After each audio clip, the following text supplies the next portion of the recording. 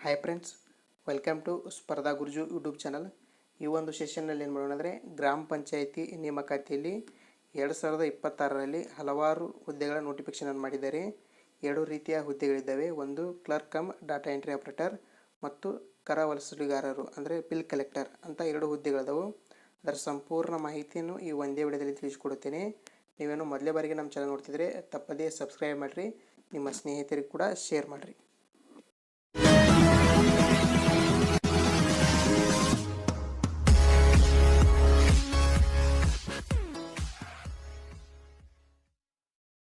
ನೋಡಿ ವಿದ್ಯಾರ್ಥಿಗಳೇ, ಮೊದಲನೇದಾಗಿ ಗ್ರಾಮ ಪಂಚಾಯಿತಿ ನೇಮಕಾತಿ. ಇದು 2026 ಆಗಸ್ಟ್ನ ನೇಮಕಾತಿಯಾಗಿರುತ್ತದೆ. ರಾಯಚೂರು ಜಿಲ್ಲೆಯಲ್ಲಿ ವಿವಿಧ ಗ್ರಾಮ ಪಂಚಾಯಿತಿಗಳಲ್ಲಿ 2 ಹುದ್ದೆಗಳ ಅರ್ಜಿಯನ್ನು ಆಹ್ವಾನಿಸಲಾಗಿದೆ. ಮೊದಲನೇದಾಗಿ ನೋಡೋದಾದರೆ, ಮೊದಲೇದು ಕರ ವಸೂಲಿಗಾರರು ಅಂದರೆ ಬಿಲ್ ಕಲೆಕ್ಟರ್ ಹುದ್ದೆ. ಇನ್ನೊಂದು clerk come data entry operator ಅಂದರೆ DEO ಅಂತ 2 ಹುದ್ದೆಗಳ ನೇಮಕಾತಿಯನ್ನು ಅಧಿಸೂಚನೆಯನ್ನು ಹೊರಡಿಸಲಾಗಿದೆ. ನೀವು ಆಯ್ಕೆಯಾದರೆ ಕರ್ನಾಟಕದ ರಾಯಚೂರು ಜಿಲ್ಲೆಯಲ್ಲಿ ಕಾರ್ಯನಿರ್ವಹಿಸಬೇಕಾಗುತ್ತದೆ. ಇಲ್ಲಿ ನೀವು ನೋಡೋದಾದರೆ PUC ಪಾಸಾದ ಅಭ್ಯರ್ಥಿಗಳು ಅರ್ಜಿಯನ್ನು ಸಲ್ಲಿಸಬೇಕು. ಮತ್ತು ಇಲ್ಲಿ ಟೋಟಲ್ 65 ಹುದ್ದೆಗಳ ಖಾಲಿ ಇರುವ ನೋಟಿಫಿಕೇಷನನ್ನು ಮಾಡಿದ್ದಾರೆ. ಇಲ್ಲಿ ಯಾವ್ಯಾವ ಹುದ್ದೆಗಳಂದರೆ, ಕರ ವಸೂಲಿಗಾರರು 31 ಹುದ್ದೆಗಳು ಅಷ್ಟು, clerk come data entry operator total 34 ಹುದ್ದೆಗಳು. ಈ ರೀತಿಯಾಗಿ ಟೋಟಲ್ 65 ಹುದ್ದೆಗಳ ಅರ್ಜಿಯನ್ನು ಆಹ್ವಾನಿಸಲಾಗಿದೆ. ಇಲ್ಲಿ ಶೈಕ್ಷಣಿಕ ಅರ್ಹತೆ ನೋಡೋದಾದರೆ, ಕನ್ನಡವನ್ನು ಒಂದು ವಿಷಯವನ್ನಾಗಿ ಅಂದರೆ PUCಯಲ್ಲಿ ಕನ್ನಡವನ್ನು ಪ್ರಥಮ ಭಾಷೆಯನ್ನಾಗಿ ಅಭ್ಯಾಸ ಮಾಡಿರಬೇಕು. ಇದರ ಜೊತೆಗೆ ಕಂಪ್ಯೂಟರ್ ತರಬೇತಿ ಕೋರ್ಸ್ನಲ್ಲಿ 6 ತಿಂಗಳ ಕೋರ್ಸ್ ಅಥವಾ 3 ತಿಂಗಳ ಕೋರ್ಸ್ಗಳನ್ನು ನೀವು ಪಡೆದಿರುವ ಸರ್ಟಿಫಿಕೇಟ್ ಇರಬೇಕು ಮತ್ತು ಸ್ಕಿಲ್ ಕೂಡ ಇರಬೇಕು. ಇಲ್ಲಿ ನೋಡೋದಾದರೆ, ಅರ್ಜಿ ಸಲ್ಲಿಸಲು ಕನಿಷ್ಠ ವಯಸ್ಸು 18 ಪೂರೈಸಿರಬೇಕು.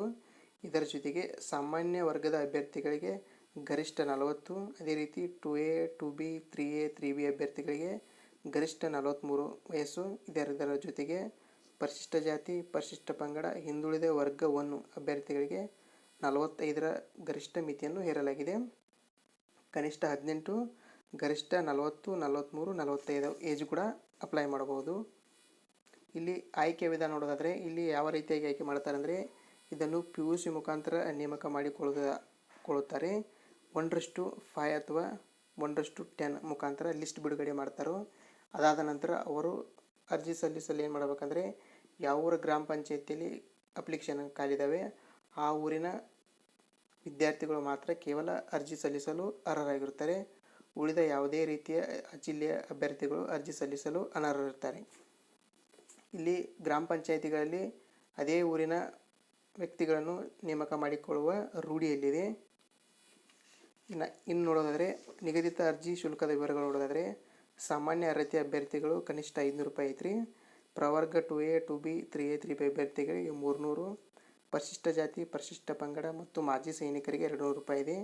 ವಿಶೇಷ ಚೇತನ ಅಭ್ಯರ್ಥಿಗಳಿಗೆ ಅಂದರೆ ಅಂಗವಿಕಲ ಅಭ್ಯರ್ಥಿಗಳಿಗೆ 100 ರೂಪಾಯಿ ಇದೆ. ಇಲ್ಲಿ ನೋಡೋದಾದರೆ, ನೀವು ಪೇಮೆಂಟ್ ಯಾವ ರೀತಿ ಮಾಡಬೇಕಂದ್ರೆ, ಅವರನ್ನು ಒಂದು ವೆಬ್ಸೈಟ್ ಕೊಟ್ಟಿದ್ದಾರೆ ಅಥವಾ ಒಂದು ಸ್ಟೇಟ್ ಬ್ಯಾಂಕ್ ಆಫ್ ಇಂಡಿಯಾದ ಅಕೌಂಟ್ ಕೊಟ್ಟಿದ್ದಾರೆ. ಆ ಅಕೌಂಟಿಗೆ ನೀವು ಡೈರೆಕ್ಟ್ DD ಅಥವಾ ಅಮೌಂಟನ್ನು ಪೇ ಮಾಡಬೇಕು. ಇಲ್ಲಿ ಖಾತೆ ಹೆಸರು ನೋಡೋದಾದರೆ ZP ಜನರಲ್ ಅಕೌಂಟ್ಸ್ ಅಂತ ಇದೆ, ಸ್ಟೇಟ್ ಬ್ಯಾಂಕ್ ಒಳಗಿದೆ. ಅಕೌಂಟ್ ನಂಬರ್ ಕೂಡ ಕೊಟ್ಟಿದ್ದಾರೆ, IFSC ಕೋಡ್ ಕೂಡ ಕೊಟ್ಟಿದ್ದಾರೆ. ಇದಕ್ಕೆ ನೀವು ಚಾನಲ್ ಮುಖಾಂತರ ಪೇ ಮಾಡಬಹುದು ಅಥವಾ DD ಮುಖಾಂತರ ಪಾವತಿಸಬಹುದು ಅಥವಾ ಯಾವುದೇ ಗ್ರಾಮ ಪಂಚಾಯಿತಿಯಲ್ಲಿ ಹೋಗಿ ಇದಕ್ಕೆ ಡೈರೆಕ್ಟಾಗಿ ಅಮೌಂಟ್ ಕೂಡ ಹಾಕಬಹುದು ನಿಮ್ಮ ಹೆಸರಿನ ಮೂಲಕ. ಇದಾದ ನಂತರ ನೀವು ಅರ್ಜಿ ಶುಲ್ಕವನ್ನು ಪಾವತಿ ಮಾಡಿದಂಗೆ ಆಗುತ್ತದೆ. ಇದನ್ನು ಬೇಕಾದರೆ ಸ್ಕ್ರೀನ್ಶಾಟ್ ತೆಗೆದುಕೊಳ್ಳಿ. Okay, done. ಇನ್ನು ನೋಡೋದಾದರೆ, ರಾಯಚೂರು ಜಿಲ್ಲೆಯ ಗ್ರಾಮ ಪಂಚಾಯಿತಿಯಲ್ಲಿ ಖಾಲಿ ಇರುವ ಹುದ್ದೆಗಳು. ಸದರಿ ಗ್ರಾಮ ಪಂಚಾಯಿತಿಯ ಗ್ರಾಮಗಳಲ್ಲಿ ವಾಸ ಮಾಡುವ ಅಭ್ಯರ್ಥಿಗಳಿಗೆ ಮಾತ್ರ ಅರ್ಜಿ ಸಲ್ಲಿಸಲು ಅವಕಾಶವಿರುತ್ತದೆ. ಇನ್ನುಳಿದ ಅಭ್ಯರ್ಥಿಗಳಿಗೆ ಅನರ್ಹರಾಗಿರ್ತಾರೆ. ಇನ್ನು ಅರ್ಜಿ ಸಲ್ಲಿಸಲು ನಿಗದಿಪಡಿಸಿರುವ ದಿನಾಂಕದ ಬಗ್ಗೆ ತಿಳ್ಕೋಣ. ಅರ್ಜಿ ಸಲ್ಲಿಸಲು ಪ್ರಾರಂಭದ ದಿನಾಂಕ ಆಗಸ್ಟ್ 20. ಈಗಾಗಲೇ ಅಪ್ಲಿಕೇಶನ್ ಸ್ಟಾರ್ಟ್ ಆಗಿದೆ. ಅಪ್ಲಿಕೇಶನ್ ಲಿಂಕನ್ನು ಡಿಸ್ಕ್ರಿಪ್ಷನಲ್ಲಿ ಲಿಂಕ್ ಕೊಟ್ಟಿರ್ತೀನಿ, ಅದನ್ನು ಕ್ಲಿಕ್ ಮಾಡೋ ಮುಖಾಂತರ ಡೈರೆಕ್ಟಾಗಿ ನೀವು ವೆಬ್ಸೈಟ್ ಹೋಗ್ತೀರಿ. ಇಲ್ಲಿ ಡೈರೆಕ್ಟ್ ಅಪ್ಲೈ ಮಾಡ್ಬೋದು. ಅಪ್ಲಿಕೇಶನ್ ಹಾಕಲು ನಿಮಗೆ ಏನಾದರೂ ತೊಂದರೆ ವ್ಯಕ್ತಪಡಿಸಿದರೆ ಕಮೆಂಟ್ ಮಾಡಿರಿ, ನಿಮಗೆ ಸೊಲ್ಯೂಷನನ್ನು ಹುಡುಕಿ ಕೊಡುತ್ತೇನೆ. ಇದಾದ ನಂತರ ಅರ್ಜಿ ಸಲ್ಲಿಸುವ ಕೊನೆಯ ದಿನಾಂಕ ನೋಡಿದ್ರೆ ಸೆಪ್ಟೆಂಬರ್ 3, 2026 ಪೇ ಮಾಡಬೇಕು. ಅಪ್ಲಿಕೇಶನ್ ಹಾಕಿದ ನಂತರ ಒಂದು ಡೇ ಎಕ್ಸ್ಟೆಂಡ್ ಮಾಡಿಲ್ಲ ಚಾನಲ್ ತುಂಬೋದಕ್ಕೆ. 3ನೇ ತಾರೀಕು ಒಳಗೆ ನೀವು SBI ಅಕೌಂಟಿಗೆ ಹೋಗಿ ಅಮೌಂಟ್ ಪೇ ಮಾಡಬೇಕಾಗಿ ವಿನಂತಿ.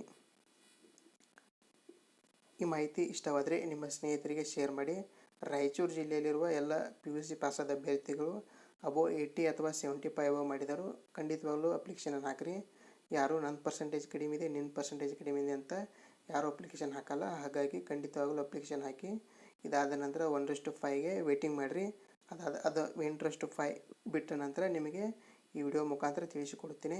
ಈ ಮಾಹಿತಿ ಇಷ್ಟ ಆದರೆ ನಿಮ್ಮ ಸ್ನೇಹಿತರಿಗೆ ಶೇರ್ ಮಾಡಿ, ಲೈಕ್ ಮಾಡಿ, ಸಬ್ಸ್ಕ್ರೈಬ್ ಮಾಡಿ. ಧನ್ಯವಾದಗಳು.